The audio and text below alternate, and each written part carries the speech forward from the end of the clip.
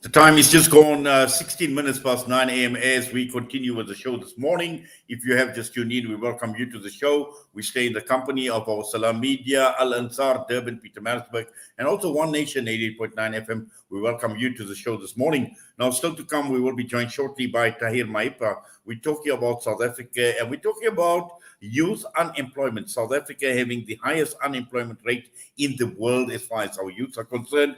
We also have got Brooks Spector, a retired U.S. diplomat, talking about action on the third anniversary of the Jamal Khashoggi murder, and carte blanche investigative journalist Latasha Naidu, the Pandora Papers. And towards the end of the show, we'll be joined by the former chairperson of the Somali Community Board in South Africa.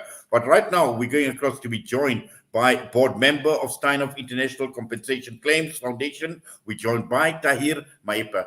Tahir, assalamu alaikum wa rahmatullahi wa barakatuh, and as always, welcome. Wa alaikum salam wa rahmatullahi wa barakatuh. Thank you for having me.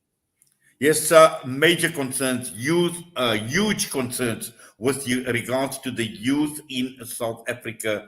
And looking at the statistics, 74.8% of our youth aged between 15 and 24 unemployed, Tahir.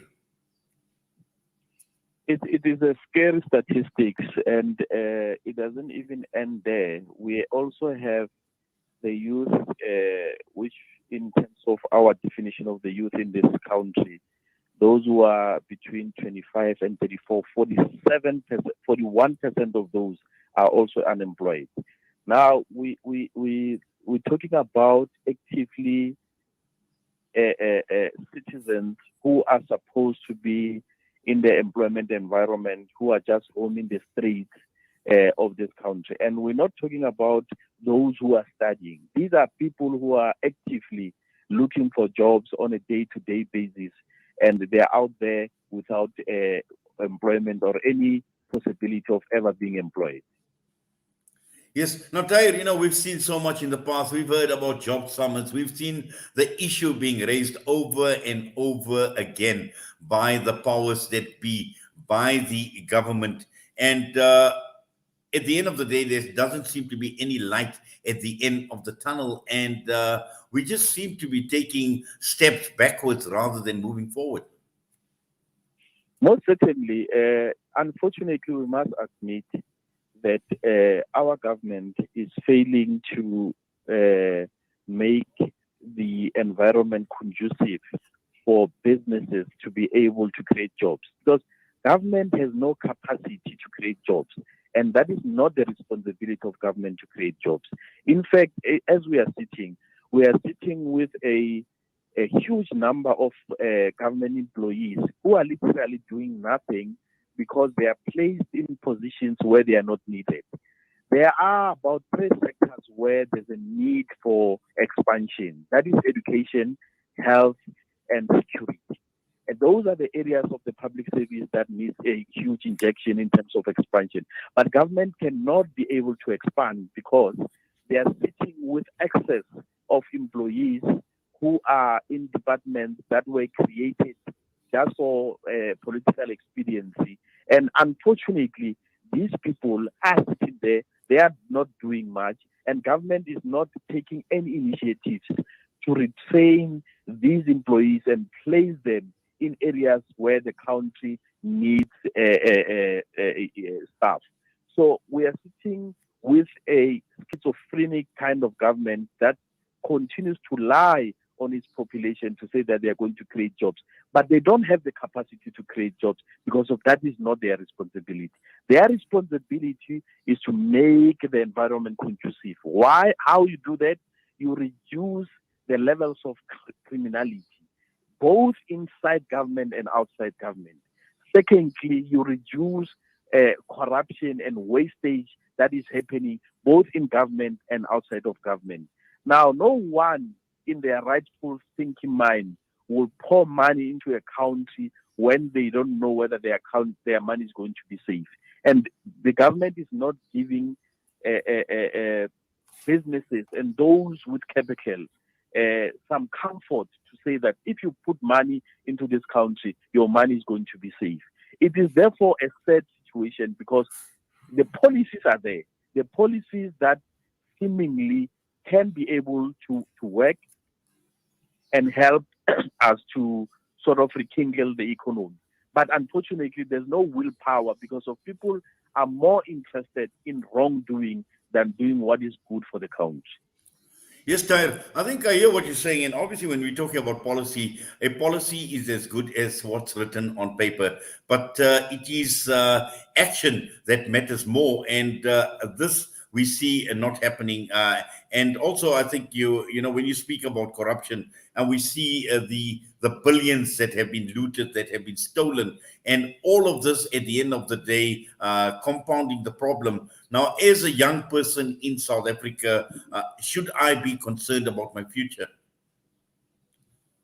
Most certainly. The problem is that when you have so many young, energetic people roaming the streets of this country, that's a recipe for disaster because of these are kids that also want to survive, who also want to have some level of comfort in their lives. And they are watching, by the way, all these high flyers, politicians, and entrepreneurs who are stealing from our fiscal, living high-end lives, and so forth. What do you expect from such people? How do you then contain them into discipline and move them away from criminality? It's almost impossible. One thing leads to the other. The hate that hate produces. Because at the end of the day, we're going to see many of these incidences where people run down businesses, not because of in their nature they are criminals, but the environment has pushed them into criminality. And that needs to be stopped because it is not possible to have so many young people unemployed and you expect that there won't be high levels of criminality. Well, certainly, Tahir. And also amongst the 75% that we are talking about, we're not just talking about youth, who have come fresh from the streets. We're talking of many people who have been qualified, who have been through university, who have got degrees. And these are people that are walking the streets as well. No, this unemployment percentage is among the youth irrespective of education levels or non-education levels. You have people with degrees, master's degrees, honors degrees, even PhDs in these statistics. And these are the people who are sitting at home unemployed because of there are no job opportunities. And this is the sad part about it. The other thing that it should be a conversation that we need to start engaging in is whether our education system has been designed in such a manner that it responds to the needs of the country. And it doesn't look like it does because of majority of these young people, they go to universities, they study, they acquire these degrees, but there's no jobs in line with them because as an emerging country, South Africa, our needs are elsewhere. Infrastructure development is one of those areas. Health is one of, but we are not producing enough health personnel, engineers, and those that are in labor-intensive kind of environment, including farming. By the way, it's one of the areas that have been neglected. If you see a number of farmers who are basically just stopping farming, and farming, remember, it also has an impact in terms of job security of the country. So one thing leads to the other, and the environment that we find ourselves in is dire. And if nothing radical, and I'm not talking about radical economic transformation as defined by certain people in the country, I'm talking about real radical transformation that deals with making sure that we take those at the bottom, we lift them up to the levels that are acceptable. Yes. Tahir, what about the role of industry and business? Because we've seen job summits after job summits where we've seen industry leaders, we've seen business organizations, and all we've heard is talk shops until now. We've had so many of these labor summits, these job creation summits, but also looking at the responsibility and the role of industry and big business. Industry is not controlled by government. When the president calls these, they will go and attend. They will listen to what he has to say and they'll go away. The fact of the matter is, the president, his words are meaningless if they are not followed up by action. And business has seen this consistent dereliction of duty on a part of government. Like I said earlier on, you cannot expect people with money to pour their money into a government or into a country where the money is not going to be saved, where their goods are going to be looted, where their businesses are going to be banned. It doesn't make logical sense. But who's responsible to make sure that there's security in the country? It is government. That's where they need to concentrate on, instead of going around promising people jobs when they know that they can't produce those jobs. We need to make sure that we are reasonable in terms of what we expect also from business. Yes, I believe that business is also contributing immensely into the levels of poverty and unemployment of this country, because they are holding billions, if not trillions of rands because of those fears. Some are legitimate fears, but some are also channeled through political experiences as well, because of business has over the years started being involved too much into levels of politics. And the other day I went and these are the kind of businesses that we really need to celebrate. For instance, I was invited for the opening of KitKat in Crown Mines.